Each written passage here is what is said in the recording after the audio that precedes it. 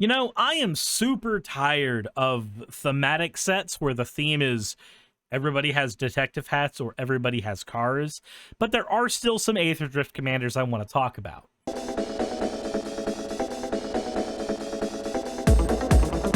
Alrighty, so here's the situation. You've got a little over $15 to spend, and you really like token decks. Decks that just happen to swarm the board with all kinds of nonsense. But you have a couple problems. One, you can't think of a commander you want to use. And two, well, you run into one of the age-old problems with tokens. They're usually very itty-bitty. So, how do you solve those problems? How do you make sure that those tokens can get big enough to break parity and kill your opponents? And how do you select the commander that is going to allow you to play this token deck? Well, if we're talking about Sita Varma, it basically solves both of those problems. A fantastic token commander that has the way to win stapled onto her buttocks. Sita Varma, Masked Racer, is a Simic commander that has the Exhaust ability. That just means that you can only use this ability once throughout the game. Now, Exhaust for Sita Varma costs you 3 mana and X. You pay X, and then you put X/1/1 counters on Sita Varma, and then every other creature on your board gets base power and toughness equal to Sita Varma's power. This means if we have a lot of mana and we have a bunch of 1/1s, those 1/1s will all become massive. Now, there are 2 ways to spawn tokens that we are going to be focusing on outside of basic ETB tokens come out, and that is going to be Spell Slinging and Ramping.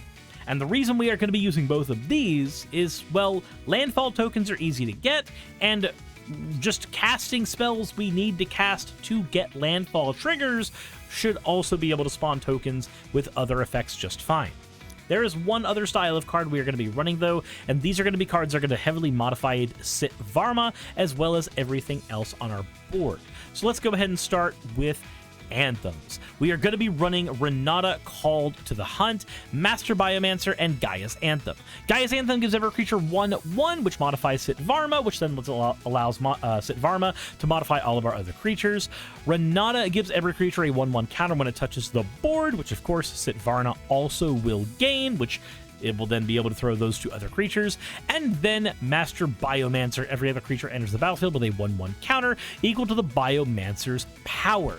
This means if you happen to, say, have Master Biomancer out and it gives Sita Varma a bunch of power, then you would have Sita Varma use its ability to gain a bunch more power. That will throw the power onto the Master Biomancer, and now Master Biomancer will have a base power of like 9. Now you can landfall a bunch of tokens out, and suddenly you have a bunch of tokens coming out at a massive power spike over and above what they originally were going to have. There's plenty of ways to sequence Master Biomancer to abuse their ability, but we need to make sure that we are not relying heavily on Sita Varma's ability to win the game. Yes, this mini Craterhoof effect is fantastic, but sometimes our commander is going to cost too much mana to come out because players are going to see what we are trying to do a mile away, and they are going to prevent our commander from functioning. So we need more ways to break parity other than just Sita Varma.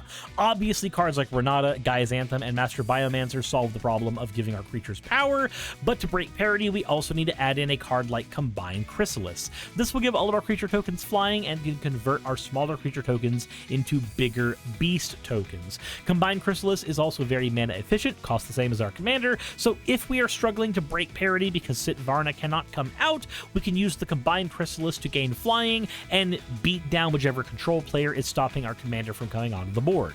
That said, let's go ahead and start talking about how we are going to spawn lots of tokens, beginning with our landfall side. Zendikar's Royal makes 2/2 tokens when we play lands, Rampaging Baloth makes 4/4 tokens when we play lands, Sporebound makes 1/1 tokens when we play lands, as does the Elf Swarm Giant. These should all be spawning a plethora of tokens for us, but we need to make sure that we are spawning tokens with other means as well.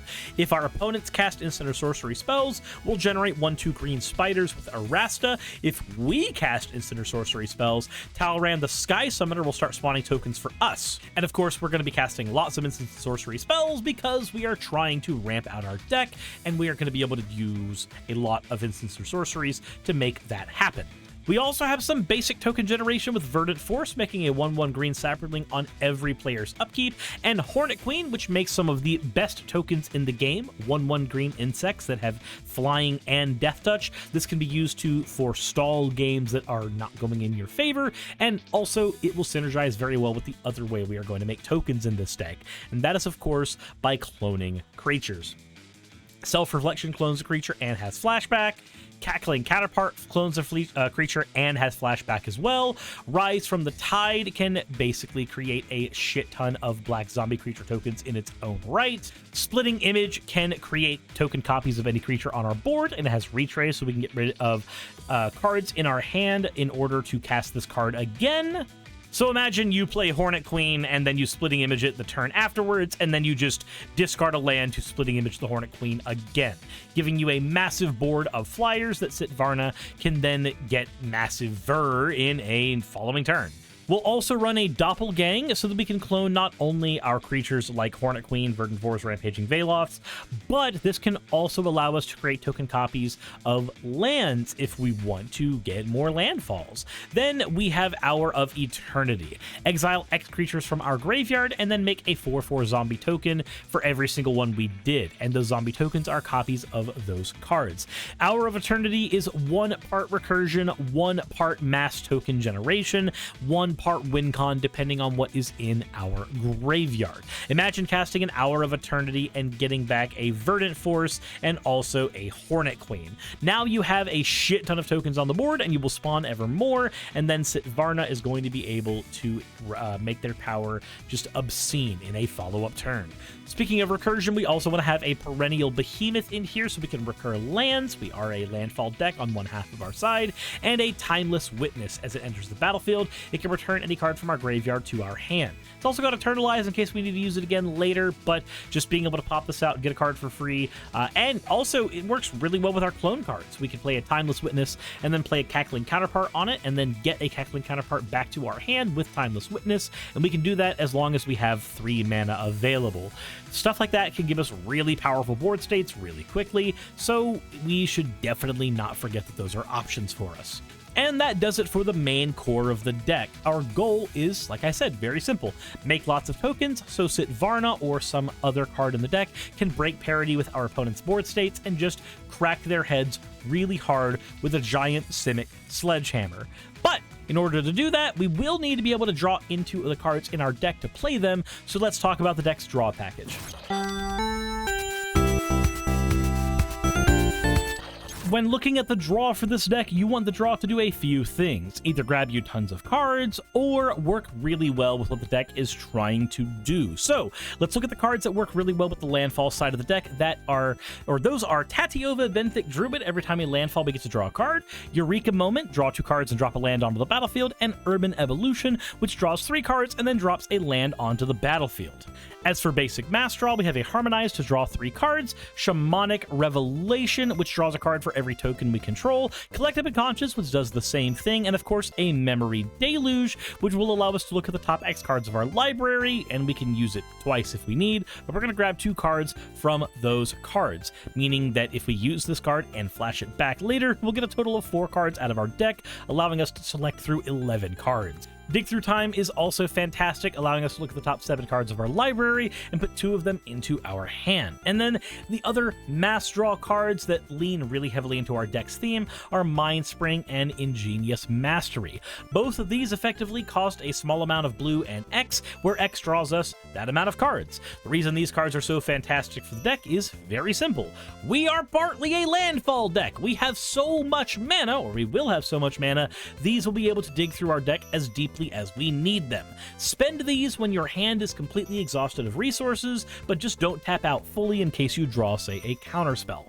And that does it for our deck's draw. They should be able to dig us through enough of our cards, but we need to go ahead and thin our deck out of lands, both to make tokens, and also just, it's a very smart thing to do in general. So, let's talk about not ramp, because you forgot the most important part of Magic the Gathering: removing your opponent's cards from the game. We are going to be running 11 cards of basic removal, and then we are going to be running 2 more board wipes on top of that. For basic removal, let's have some counter spells. Cancel gets rid of any spell. Sinister Sabotage does that while also having Surveil, so we can dig through our deck a little better. Refute is one of the best cards out there right now for countering at 3 mana, as it counters a spell, draws us a card, and then discards a card. Negate can counter any non-creature spell. And Repudiate and Replicate can be used to either counter activated or triggered abilities, or make a token copy of a creature, which is already something our deck wants to do. We can also throw in a Frilled Mystic. It is a great counter spell for 4 mana, but it's also an Elf Lizard Wizard. Aside from sounding really neat, the Frilled Mystic is a creature that touches the board so that we can use it for Sita Varma's ability later in the game. Then we have basic removal. Curse of the Swine lets us spend all the extra mana we are getting from our ramp to exile any number of creatures and replace them with bad boars. Reclamation Sage can be used to blow up any artifact or enchantment when it touches the battlefield. Wear Down can get rid of 2 artifacts or enchantments, and Trigon Predator can be used to get rid of an artifact or enchantment a player controls every single time it deals combat damage to a player. It's also a creature, so Sita Varma can pump it up. Then we have Aggressive Biomancy, which lets us choose X tokens that are copies of any creature we control. We get to make or create X tokens that are copies of a creature we control. Then we get to make all of those tokens fight a creature we don't control.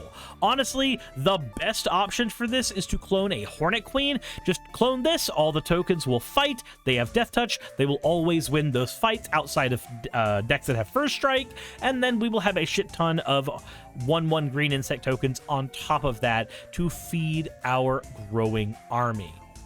For board wipes, let's use a Consuming Tide. The ability to bounce our own commander to our hand with this is incredibly useful, since we can get its ability again if we fail to finish off our opponents with the first exhaust. And then Ezre's Predation, because it is not only a board wipe, but it also spawns a shit ton of tokens that we can then use with our commander's ability.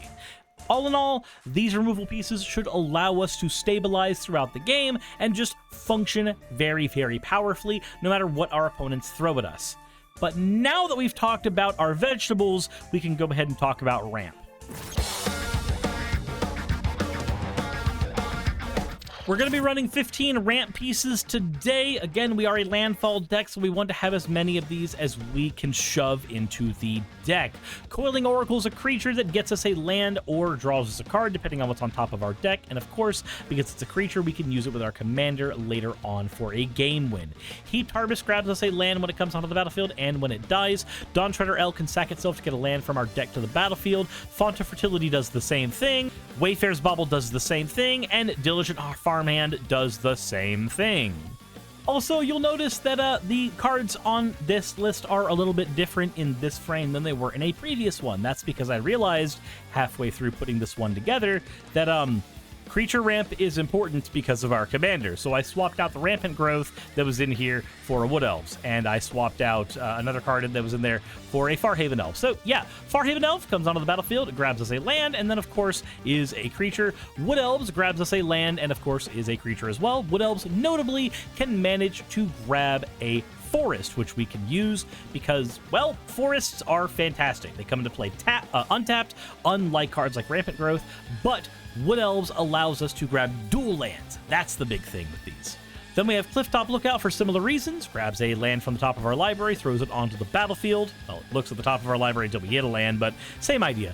Dreamscape Artist can be used to sack lands to get new lands onto the battlefield very, very quickly. Explore and Growth Spiral both let us draw cards and grab any type of land from our hand and drop it onto the battlefield. Planar Genesis lets us look at the top 4 cards of our library and throw a land from those onto the battlefield. Springbloom Druid sacks a land to put 2 lands onto the battlefield, and Search for Tomorrow is a Rampant Growth effectively, but we can use it on turn 1 via its suspend cost, making it incredibly mana efficient. And the land, like with Wood Elves, comes into play untapped. As for lands, we're going to be running 9 islands and 14 forests. On top of that, we are going to be running an exotic orchard for dual land, Vine Glimmer Snarl, Simic Growth Chamber, Temple of Mystery, Overflowing Basin, Command Tower, Tangled Islet, and Flooded Grove. The islet is fantastic because it is a forest island we can grab with Wood Elves. The Growth Chamber is fantastic because it can let us reset certain lands. Then for fetching lands, we're going to be running a Blighted Woodland and a Myriad Landscape as they let us ramp our lands. And then the ones that don't let us ramp but are still fantastic are going to be Escape Tunnel, Shire Terrace, Evolving Wild, Terramorphic Expanse, Promising Vein, and Bant Panorama.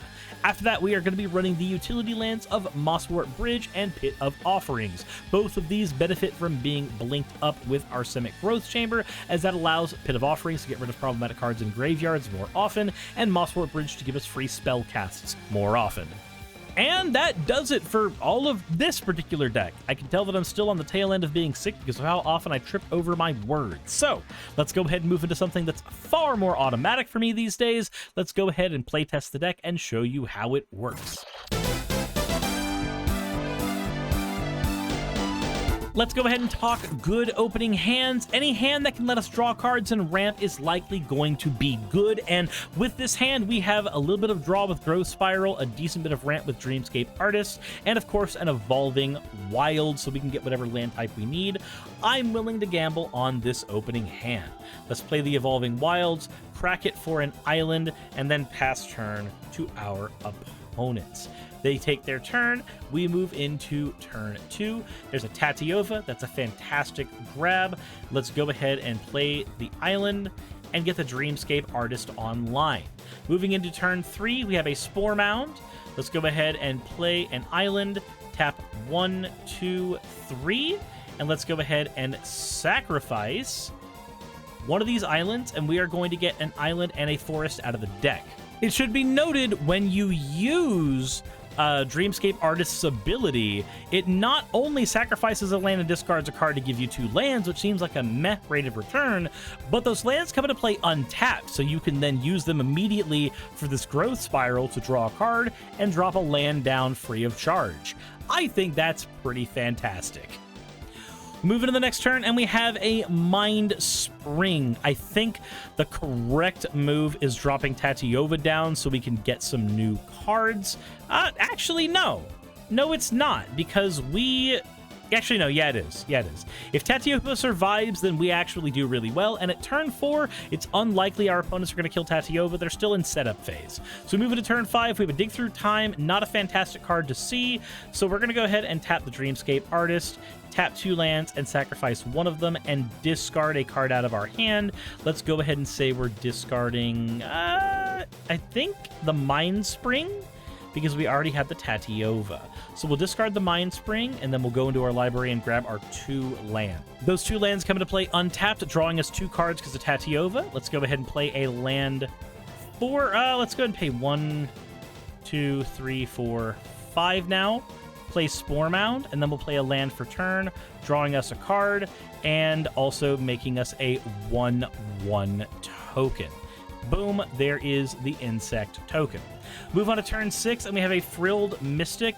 Let's do land for turn, boop, drawing us a card, and giving us another token.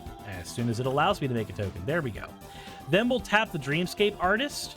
1, 2, 3, sack this forest, get rid of a card from our hand. Let's go ahead and say, man, I want to keep the Frilled Mystic in hand.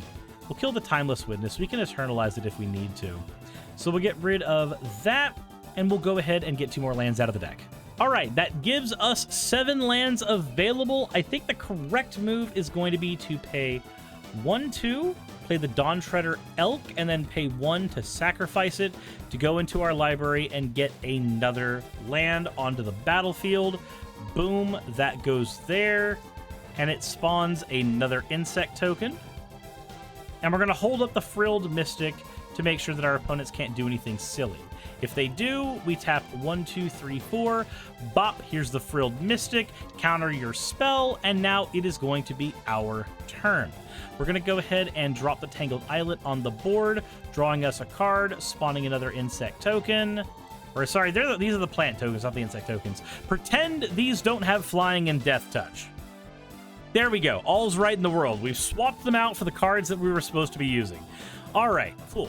Now let's go ahead and say, if we tap 3, no, we're just going to do this. We're going to pay 1, 2, and then boom, our commander's out. Let's see how far we can go. 1, 2, 3, 4, 5, 6, 7, 8. All right, so 6 mana into the X. Sita Varma is going to gain 6 1/1 counters. 1, 2, 3, 4, 5, 6. And we're going to make all of our creatures 8/8s. One unlucky motherfucker is getting hit for 40 damage. We're just going to go ahead and boop. That person is taking 40. Frilled Mystic as well. Sorry. They're taking, fuck it, Dreamscape Artist as well. Fuck it, Tatiova as well. That motherfucker is taking, like, 60 damage. He does not need to live anymore. He is taking all of his life in damage. He is dead. Boom. We are moving into turn 8, and we're going to go ahead and put our cards back on the board like reasonable people. I think what we are supposed to do here... Copies a target creature you control... Yeah, I think what we do here is super simple. We play the Simic Growth Chamber down, bopping this forest to our hand, drawing us a card, spawning another token, and then what we are going to do is we need our commander's ability once more. So we are going to go ahead and pay 3, clone the commander, killing the original commander, and then in so doing, we have 1, 2, 3, 4, 5, 6, 7.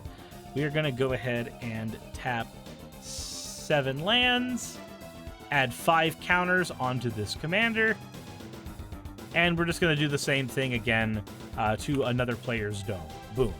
These creatures all have 7 power, so you're being hit for, not this one, 1, 2, 3, 4, 5, 6, 7, 8, 9. Whatever number 9 times 7 is, I don't know what it is. Math is for blockers. Don't at me. Don't comment about this, actually. Please comment about this. I need the engagement. And with 2 players down, you can basically tell how we're going to kill the following player if there is a player around. We're going to play a forest. We are going to stare at that player and say, hey, buddy, wouldn't it be funny if I did something really dumb? They're going to ask us what the dumb thing is, and then we are going to just play our commander 1, 2, 3, 4 from our command zone, killing the token copy. 1, 2, 3, 4, 5, 6, 7, 8, 9. We are adding 7 counters to the commander, and we are punching somebody again for this amount of damage. Whatever this amount of damage ends up being. Again, I do not know how to do math, and I am not about to learn today. You can't make me. So, what would you do if you had a little more money to sink into this thing? If you're upgrading the deck, obviously some more mana-efficient ramp spells like Cultivate and Kadama's Reach are fantastic. Flare of Cultivation also works here as well. And if you're going to be keeping with the clones theme like I have in this one, why not shove in a Rite of Replication? That kicker ability is fantastic to get off when you can. Let's also add in some more token producers, Coma and also Coma. Both Comas spawn lots of serpents, and that's exactly what the deck wants to do. You can also lean further into the landfall strategy by using AC for a more draw power, and Avenger of Zendikar for another win condition strapped to a bunch of tree folk looking elemental nightmare fuel. Then you have a Beast Within and basically just any other super powerful removal you can think of here, better counter spells, anything like that, but Beast Within is certainly an auto include once you are increasing the budget of the deck. You are a go wide deck, so cards like Heroic Intervention should always be considered to protect your board state as you are passing to your opponent. And of course, Overwhelming Stampede is great because it allows you to have other ways to win the game even after your commander has exhausted its ability. It effectively lets you use your commander's ability twice in a game while also strapping Trample onto that final board state. Honestly, Overwhelming Stampede does a lot of work here. I just wish it could be included in the original build, but at $1.50, it's way outside of our budget. That all said, here's what I want you to do if you haven't already. First of all, let me know what you think in the comment section below, obviously. Secondly, big favor to me, if you could, maybe consider following this channel. Go ahead and just hit that subscribe button and the bell notification icon. That would be fantastic. Also consider supporting me on Patreon. And of course, if you want to represent the channel, then please head over to fourthwall.com where you can find my playmat, suris/shop.fourthwall.com. And if you want to hang out with me in real time, then I have streams basically every single Monday through Thursday, and they are over on Twitch and over on YouTube. Please go check those streams out if you want to hang out and talk about whatever you want to talk about, Magic the Gathering or otherwise. I'd love to have you there. As always, thank you all for watching. I greatly appreciate each and every one of you. As always, insert end of video tagline here.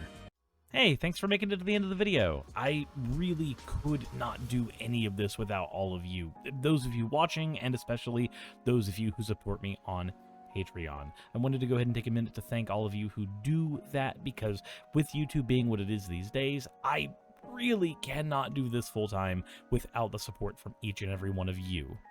Those people would be Red Joker, Purple Poundini, Jemshin, Britzkrieg, Jupe the Malignant, Michael, Ravelern, Mabbity Babbity, Astral Frontier, Tales of Atonement, Nixie Chan, Kiri Artemis, Victorian Alchemist, I'm not saying the last part of that, and you know that, Arcton Arclacier, Kiratorian, Dren Hadamata, Jordan M, John L, Lord Bleck, Smiling Game Master, and Fireshard.